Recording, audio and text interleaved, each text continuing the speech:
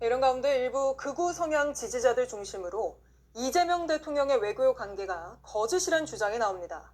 이 대통령이 G7 정상회의에 초청받지도 않았고 트럼프 미국 대통령과의 통화도 조작된 거라며 음모론적인 주장을 펴고 있는 건데 황예린 기자가 따져봤습니다. 18만 명이 구독하는 한 유튜브 채널이 어제 공개한 영상입니다.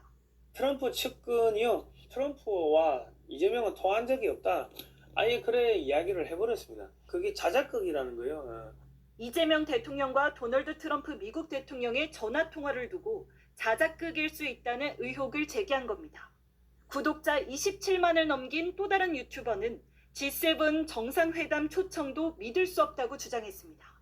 G7 정상회의에 이재명이가 간다고 했는데 이게 100% 믿을 수가 없어요. 왜? 초청하는 입장에서 공식 입장이 없어요. 강성 보수 성향의 여러 채널과 커뮤니티에서 이처럼 이재명 정부의 외교에 대해 조작 의혹을 제기하고 있는 겁니다. 하지만 이런 의혹을 뒷받침하는 제대로 된 근거는 없고 사실상 음모론 수준입니다. 트럼프 대통령은 2기 행정부를 출범한 뒤 정상 간 통화 결과를 주로 직접 소셜미디어에 올려왔는데 이 대통령과의 통화에 대한 언급은 없다는 겁니다. 그런데 모든 통화를 공개한 건 아니어서 이 대통령과 통화 내용을 알리지 않은 게 이례적이라고 보기는 어렵습니다. 대체로 홍보할 성과가 있는 등 유리한 사안을 위주로 상세히 강조했던 겁니다.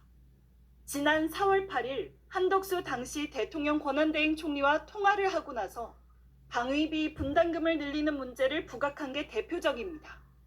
G7 정상회의 초청도 공식 홈페이지에 나오지 않았다는 등의 이유로 일부 유튜버들은 거짓이라고 주장했지만 캐나다 정부로부터 초청장을 직접 전달받은 것으로 알려진 주 캐나다 한국대사관에서도 공지를 통해 이 대통령이 참석한다고 밝혔습니다.